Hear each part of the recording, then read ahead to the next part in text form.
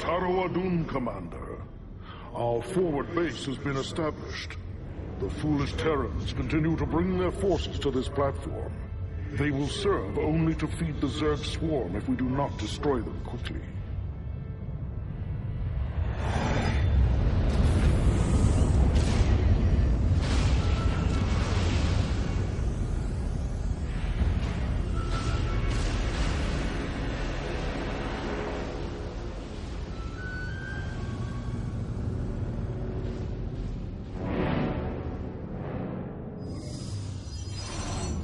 Ladies and gentlemen, we're now going to show you a demo of Starcraft 2.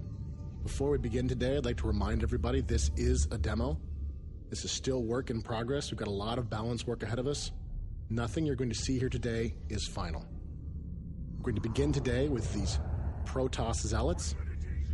This is a classic unit from the original Starcraft. You can see they're still armed with their powerful side blades, and they're still protected by a very tough personal body shield. By your will, Cassandra Templari. In StarCraft 2, the Zealots also have a special charge ability. This allows the Zealot to close quickly with his enemies. We stand as one. The Zealot's charge makes him extremely dangerous against ranged defenders like these Marines.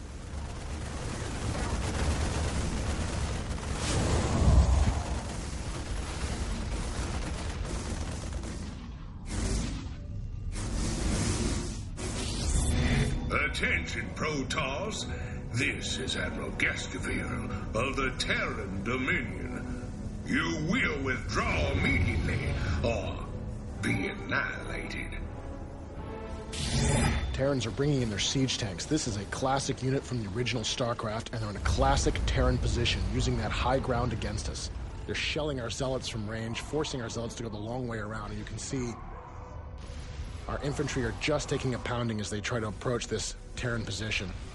They just can't withstand all of that heavy Terran firepower. In order to attack a Terran position like this, that's so well defended, we're going to need to bring in another new Protoss weapon of war.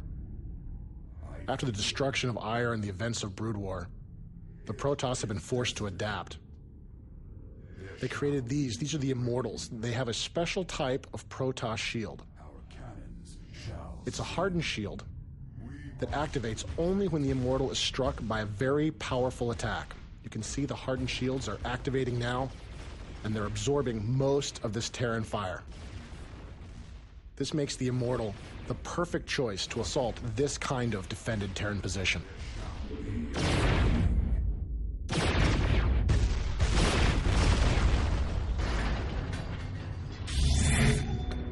Reapers, move it! Slaughter 'em, boys! The Terrans are sending in their Reapers. This infantry unit is armed with 2 pistols and uses a jump pack to avoid different types of terrain. Their small pistols don't activate the hardened shields of the Immortals. This makes the Reaper the perfect choice for countering these powerful Protoss troops.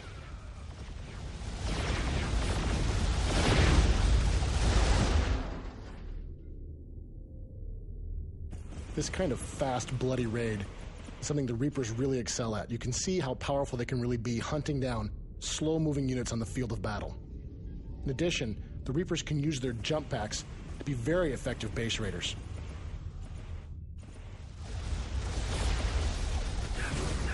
Once enemy forces are inside a Protoss base, one of the first things we'll often go for is our pylons. With our pylon down, our photon cannons go offline, making us vulnerable to continued attack. Fortunately, we have some new weapons. The Protoss can use the phase prism to create a power field anywhere they wish. You can see with our photon cannons back online, these Reapers have no choice but to run for cover.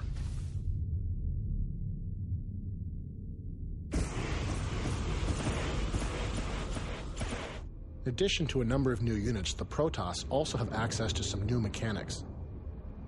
Protoss can use Warp-In to teleport units anywhere they want into pylon power. You can see here we've created some Stalkers. This is a new type of specialist Protoss Dark Dragoon. It's not very tough, but it does have a powerful weapon.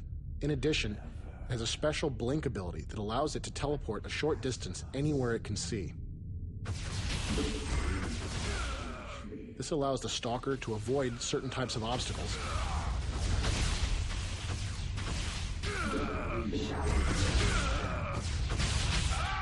And it also makes the Stalker very potent at chasing down fleeing enemy forces.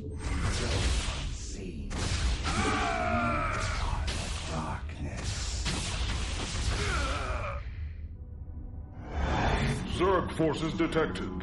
Multiple contacts closing in on our position.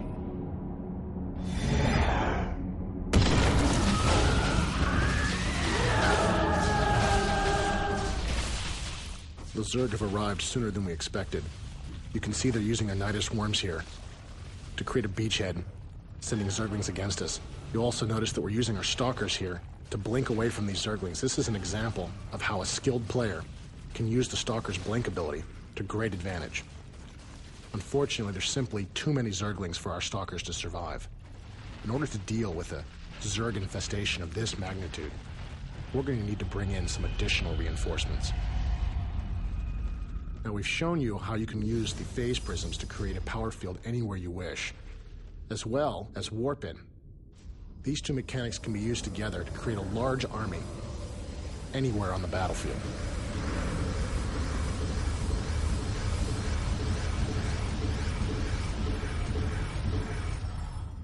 We are the Blades of Ire.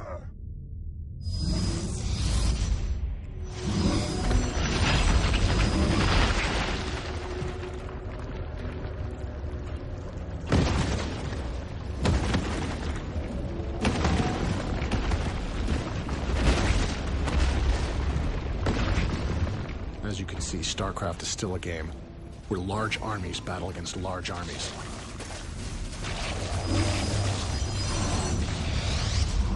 Our upgraded Zealots can hold the line here for a short time, but in order to really survive against this many Zerglings, we're going to need to bring in some additional firepower. These are the Colossus.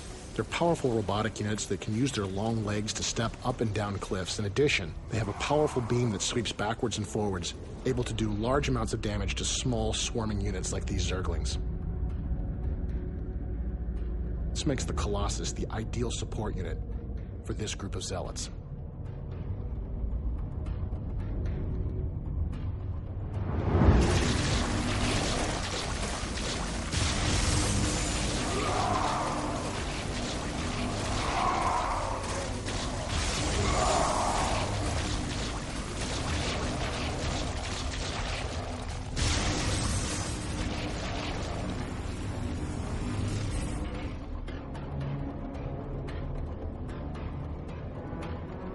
We are the Blades of Ire.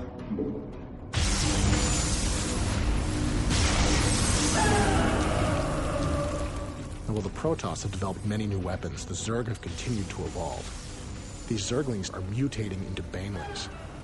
These small, suicidal creatures are filled with explosive chemicals and corrosive acids. Makes the Banelings very potent against Zealots that have no defense, and even dangerous against the mighty Colossus. You can see our last Colossus here is forced to run, try to get to high ground in order to survive.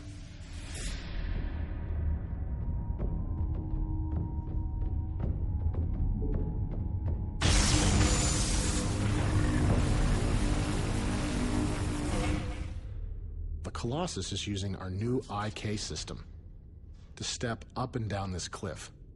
It's just one example of the new types of technologies we're adding to Starcraft 2 to make the game more dynamic.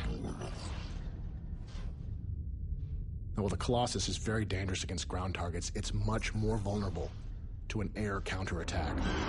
This swarm of Mutalisks will quickly destroy our Colossus and then continue on to attack our base. We'll need to bring in some Phoenix. This is a new Protoss air superiority fighter. It has a special overload ability that allows it to fire its weapon at all nearby enemy forces. Unfortunately, after it overloads, the Phoenix goes offline for a short time. It can't move, it can't fight, and it's helpless against a counterattack. In the hands of a skilled player, the Phoenix can be extremely deadly. If you overload at the right time against the right enemies, you may destroy them all, and there will be no one left to take advantage of your temporary weakness.